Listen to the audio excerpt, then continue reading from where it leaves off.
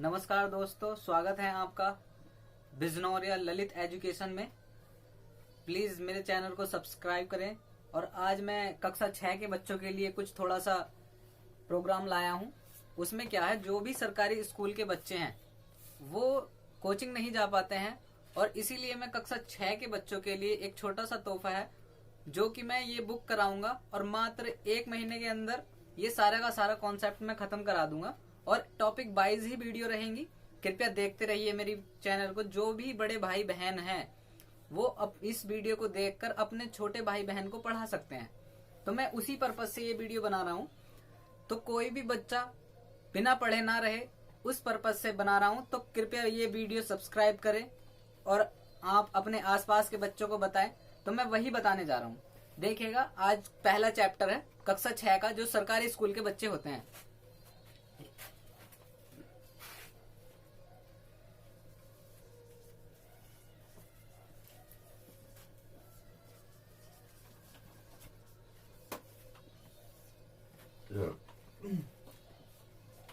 सवाल नंबर 1। सवाल नंबर 1 में क्या है? 427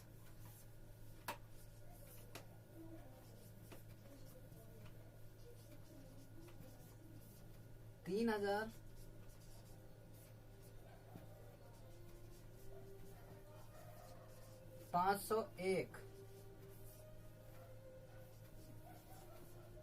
115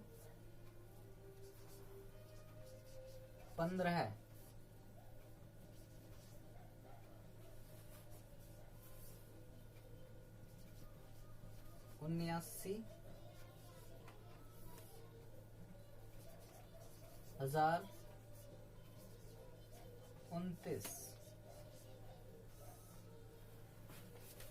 तो देखिएगा बच्चों, इसमें क्या है। इसमें हम पहले छोटा सा कॉन्सेप्ट सीखते हैं और उसके बाद हम आगे चलते हैं।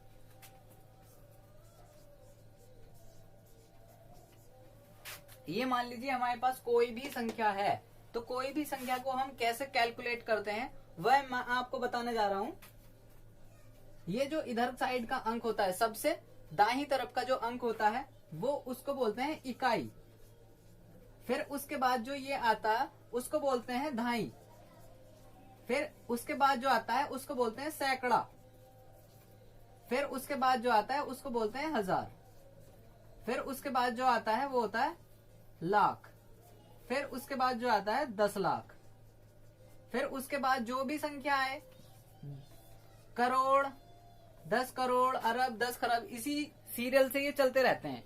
ठीक है, तो इसी आधार पर हम ये क्वेश्चन करने जा रहे हैं। अब ये क्या है? 427 कैसे लिखते हैं? ये तो अभी हमारा हिंदी में लिखा हुआ है, पर अब हम इसको मैथ में कैसे लिखते हैं? 427। अब 3501 3501 ये हो गया हमारा। फिर इसी प्रकार 115 और फिर उसके बाद क्या है? 79,029 ये हमारा पहला क्वेश्चन का आंसर है। अगर किसी को समझ में ना आए तो वो कमेंट करके पूछ सकता है।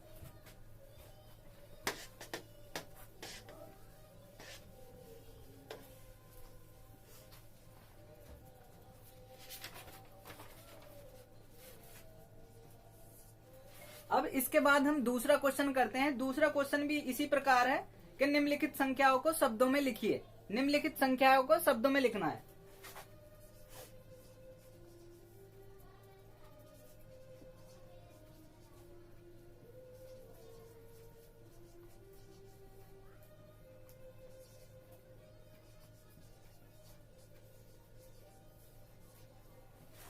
तो दूसरा क्वेश्चन में क्या है? ये इधर से गिनना स्टार्ट करते हैं। इकाई, दहाई, सैकड़ा, हजार। तो ये कितना? 7000।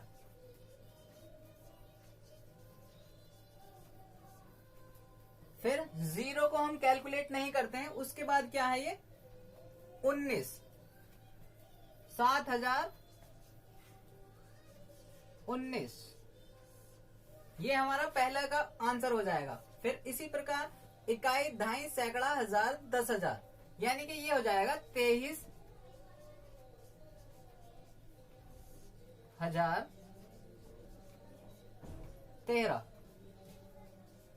23,013। समझ में आया। अब इसके बाद हम आगे चलते हैं। आगे क्या है, इकाई, दहाई, सैकड़ा, हजार, 10,000। ठीक है, तो यहां पर कॉमा लगा दीजिए 69,000।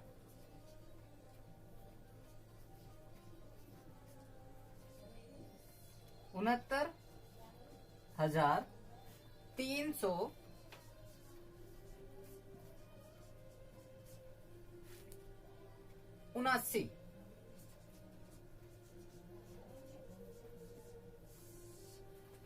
69,379। अब इसके बाद इसको देखते हैं, इकाई, दहाई, सैकड़ा, हजार, 10,000, लाख, 8,93,000,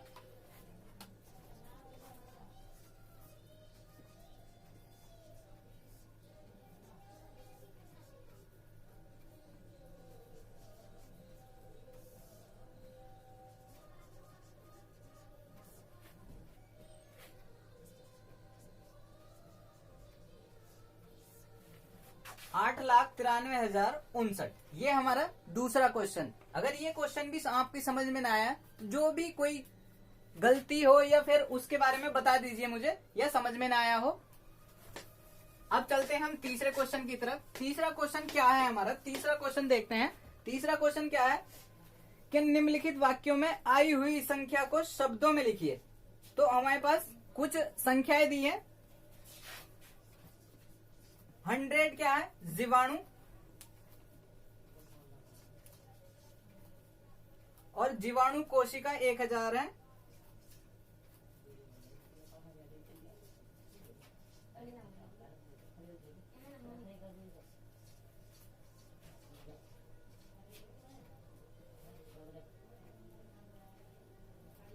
तो ये दिया हुआ है। अब हम इसको देखते हैं ये कैसे करते हैं। तो हमारे पास क्या चल रहा है, ये यहां पर जीवाणु अंडे, यानी कि 100, इसका आंसर हो जाएगा 100। फिर उसके बाद क्या आ जाएगा हमारे पास 1000।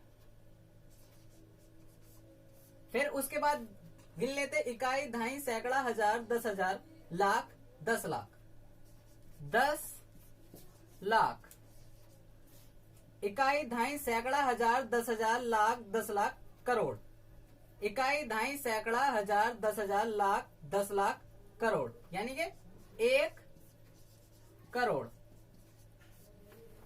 क्वेश्चन नंबर, इसके बाद करेंगे हम 3 में देखते हैं क्या होगा।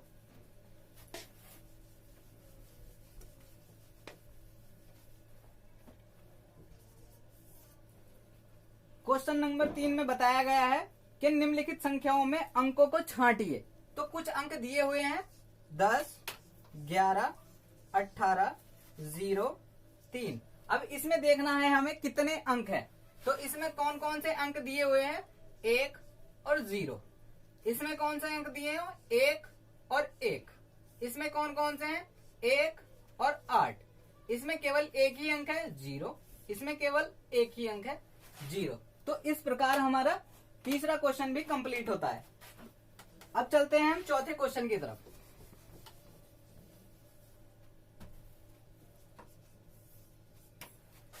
चौथा क्वेश्चन हमारा क्या है, 1, 2, 3 से बनने वाली 3 अंकों की सभी संख्याएं लिखिए। 1, 2, 3 से बनने वाली इसकी हमें संख्याएं लिखनी है। तो सबसे पहले हमारा काम क्या है, सबसे पहले हम सबसे छोटी संख्या लिखेंगे। सबसे छोटी संख्या क्या है, 1। इसके बाद 2, फिर उसके बाद 3। एक संख्या ये बन जाएगी, और एक संख्या क्या बन जाएगी, 1, 3 और 2। ये तो बन जाएंगी 1। फिर उसके बाद हम लेंगे 2 से 2, फिर छोटी संख्या 1, फिर 3, और इसी प्रकार हम क्या लेंगे, 2 और फिर 3 और फिर 1। पहले छोटी संख्या लेनी है, उसके बाद बड़ी, फिर उसके बाद 3 से कौन सी बन जाएगी, 3, 1, 2 और ऐसी 3, 2 और 1। ये हमारी टोटल 6 संख्याएं हैं। 6 की 6 संख्याएं इसी से बनाई जा सकती हैं। तो इस प्रकार हमारा चौथा क्वेश्चन भी कंप्लीट होता है। अब चलते हैं हम क्वेश्चन नंबर 5 की तरफ।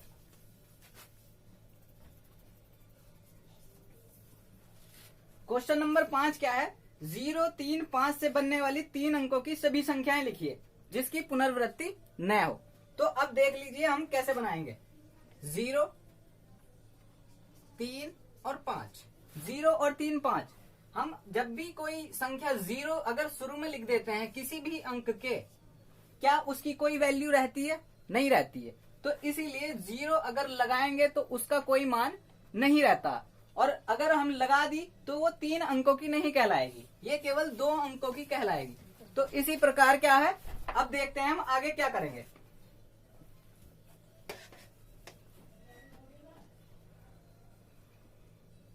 सबसे पहले 3, फिर उसके बाद 0, फिर 5, फिर उसके बाद क्या है 3, 5 और उसके बाद 0।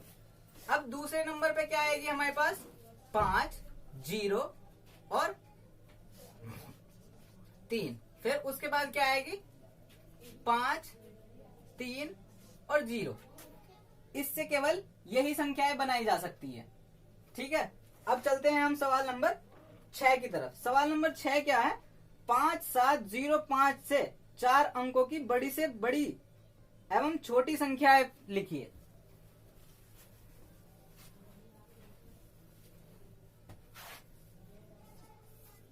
हमारे पास सवाल है 6, 7, 0, 5। 6, 7, 0, 5 से एक तो बड़ी लिखनी है हमें और एक छोटी। बड़ी और छोटी देखते हैं कैसे लिखी जाएगी।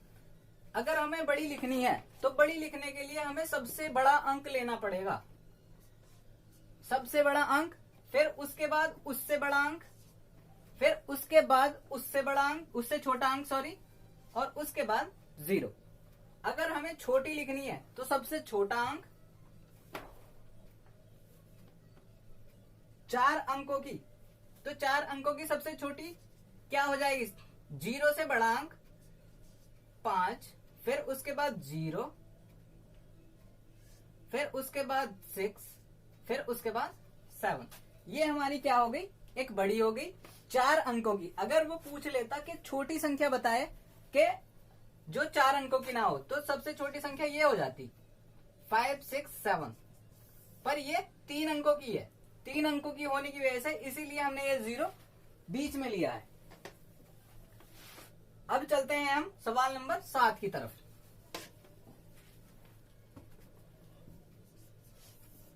सवाल नंबर 7 क्या है, 5 अंकों की बड़ी से बड़ी तथा छोटी से छोटी संख्या लिखिए। मैं बताना चाहूंगा कि जो हमारे पास सबसे बड़ा अंक क्या है 9, और इससे सबसे छोटा अंक क्या है 0।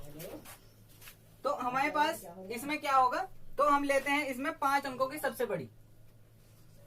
5 अंकों की सबसे बड़ी संख्या क्या हो जाएगी, 9, 9, 9, 9, 9। ये हो गई हमारी 5 अंकों की सबसे बड़ी। और हम सबसे छोटी संख्या लेना चाहें तो 1, 0, 0, 0, 0। ये हमारी सबसे छोटी संख्या हो जाएगी। ठीक है, फिर उसके बाद आ जाता है हमारे पास क्वेश्चन नंबर 8। क्वेश्चन नंबर 8 क्या है,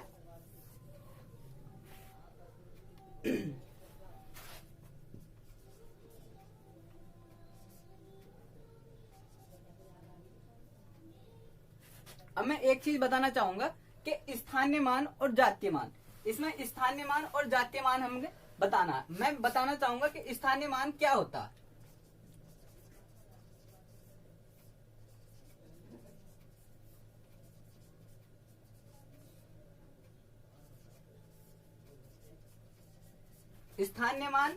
स्थानीय मान का मतलब है कि जो जिस स्थान पर है। जैसे अगर हमें पूछ लिया जाए कि 2 का स्थानीय मान क्या होगा, तो 2 का स्थानीय मान 2 निकाल लो, और यहाँ पर 2 लिख दो, जितनी भी संख्या है उसके आगे 0 लिख दो। तो ये क्या हो गया, ये हो गया 2 का स्थानीय मान। अगर वो पूछ लेता है कि जातीय मान बताओ, जातीय मान कितना हो जाएगा, जो संख्या है वही जातीय मान कहलाता। अब हम इस क्वेश्चन के थ्रू देखते हैं कि क्वेश्चन क्या दिया है। स्थानीय मान और जातीय मान समझ में आया ना, कि स्थानीय मान वो होता है जो हम जिसकी वैल्यू पूछते हैं उसकी उसी संख्या के आगे उतने ही 0 लगा देते हैं। और जातीय मान क्या होगा, जो पूछा जाए वही जातीय मान होता है। जैसे कि 52-31 में प्रत्येक अंक का स्थानीय मान बताना, तो प्रत्येक अंक का स्थानीय मान बताना, इसका स्थानीय मान कितना हो जाएगा 1, और इसका स्थानीय मान कितना हो जाएगा 3। जितनी 0 है उतनी ही इसके आगे 0 लगा दो। फिर उसके बाद क्या है, इसका 2 और कितनी संख्या है इसके आगे, ये हो जाएगा। और इसके बाद हमारे पास ये आ जाता 5 का स्थानीय मान, उतने ही 0 लगा देते हैं। तो ये हमारे क्या हो गए स्थानीय मान। अब आ जाता है हमारे पास अगला सवाल।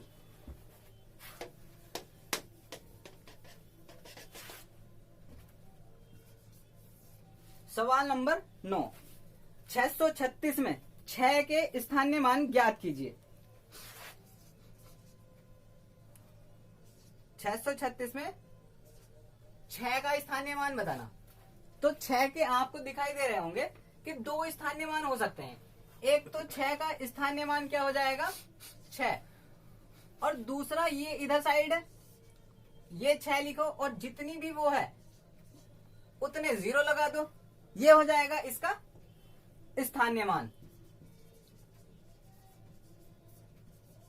अगर वो पूछ लेता 6 का जातीय मान, जातीय मान क्या हो जाएगा, सेम वही हो जाता, यानी कि 6 है तो 6 का 6 ही जातीय मान हो जाएगा इसका।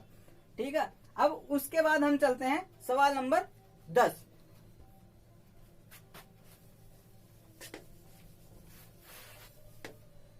सवाल नंबर 10 क्या है, 3334 में 3 के विभिन्न स्थानीय मानों का योगफल ज्ञात करना।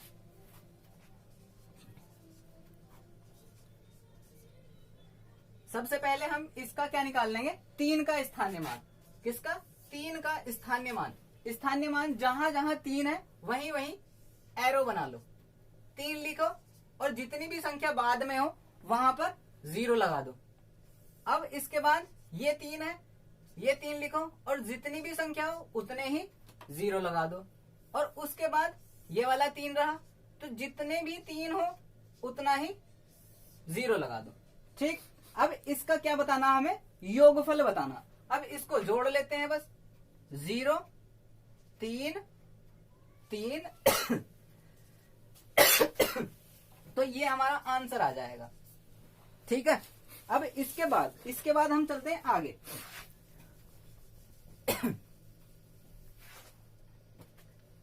सवाल नंबर 11। सवाल नंबर 11 क्या है, 11 क्या है कि 22,222 में प्रत्येक 2 का स्थानीय मान ज्ञात कीजिए और इनका योगफल भी ज्ञात कीजिए। तो हमारे पास स्थानीय मान पूछा, ठीक है, तो हमारे पास वही सिंपल सा फंडा, एक ही रूल है, 2, फिर उसके बाद ये वाला 2, जितनी संख्याएं हैं उतने 0, फिर ये जितनी संख्याएं हैं उतने 0, फिर ये उतने ही 0, फिर ये उतने ही 0 आ जाएंगे। ठीक है, तो पूछा क्या है, स्थानीय मान इनका योगफल ज्ञात करना है। तो योगफल भी बस यही आ जाना चाहिए मेरे हिसाब से, तो यही योगफल आ जाएगा। ठीक है, यही हमारा आंसर हो जाएगा। अब अभ्यास का लास्ट सवाल है, उसमें देखते हैं कैसे होगा लास्ट सवाल। सवाल नंबर 12। सवाल नंबर 12 में क्या है कि 545 में प्रयुक्त प्रथम 5 तथा द्वितीय 5 के स्थानीय मान का अंतर कितना होगा। 5 4 5 ये क्वेश्चन दिया हुआ है। तो उसमें सवाल में क्या कह रहा है कि जो प्रथम वाला है उसका स्थानीय मान तथा अंतिम स्थानीय मान का अंतर कितना होगा। यानी कि अंतर का मतलब क्या होता है, अंतर का मतलब होता है घटाना। अंतर का मतलब क्या होता है? घटाना। तो इसमें से इसमें घटा दो, तो 500 में से 5 घटा तो कितना बचा? 495। तो इसका आंसर कितना आ जाएगा? 495। अगर वीडियो पसंद आई तो लाइक करें, सब्सक्राइब करें और अपने छोटे भाई बहन को इस वीडियो के थ्रू आप आसानी से पढ़ाएंगे, ये मेरा वादा है। बस पढ़ाने के लिए कॉन्सेप्ट की जरूरत पड़ती है और कॉन्सेप्ट मैंने आपको सारे के सारे यहाँ बता दिए। धन्यवाद।